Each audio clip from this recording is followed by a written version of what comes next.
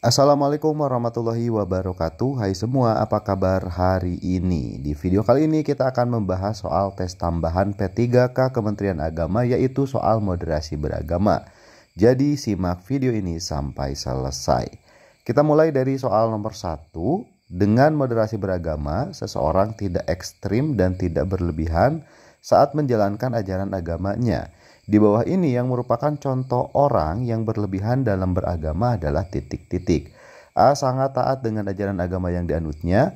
B. Mengkafirkan pemeluk agama yang sama karena perbedaan sudut pandang dalam beragama. C. Tidak memperdulikan agama dan kepercayaan serta tata cara beragama orang lain.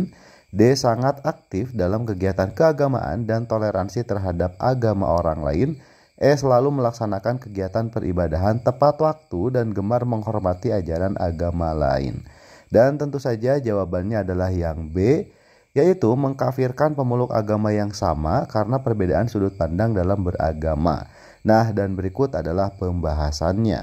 Inilah contoh beragama yang berlebihan yang wajib kita ketahui. Contoh paling gamblang adalah ketika seseorang pemeluk agama mengkafirkan saudara sesama pemeluk agama yang sama hanya gara-gara mereka berbeda dalam pemahaman agama. Padahal hanya Tuhan yang Maha tahu apakah seorang sudah masuk kategori kafir ataupun tidak.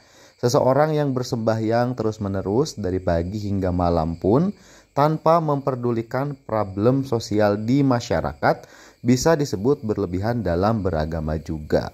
Yang kedua adalah ketika seseorang juga bisa disebut berlebihan dalam beragama ketika ia sengaja merendahkan agama orang lain atau gemar menghina figur ataupun simbol suci agama tertentu. Jadi mengolok-olok agama lain. Nah, itu juga disebut dengan contoh berlebihan dalam beragama.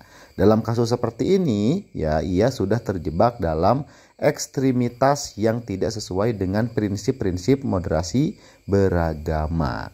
Nah, kita lanjut ke soal nomor 2. Dalam hal beribadah, seorang moderat yakin bahwa beragama adalah melakukan pengabdian kepada Tuhan dalam bentuk menjalankan ajarannya yang berorientasi pada upaya untuk memuliakan manusia. Hal ini sesuai dengan prinsip moderasi beragama yaitu titik-titik. Apakah A adil, B profesional, C berimbang, D berorientasi? Dan jawaban yang tepat adalah yang C, yaitu berimbang. Dan berikut adalah pembahasannya. Jadi ada dua prinsip moderasi beragama yang wajib kita ketahui. Yang pertama adalah adil dan yang kedua adalah berimbang. Adil artinya adalah bersikap adil, berarti menempatkan segala sesuatu pada tempatnya seraya melaksanakannya secara baik dan secepat mungkin.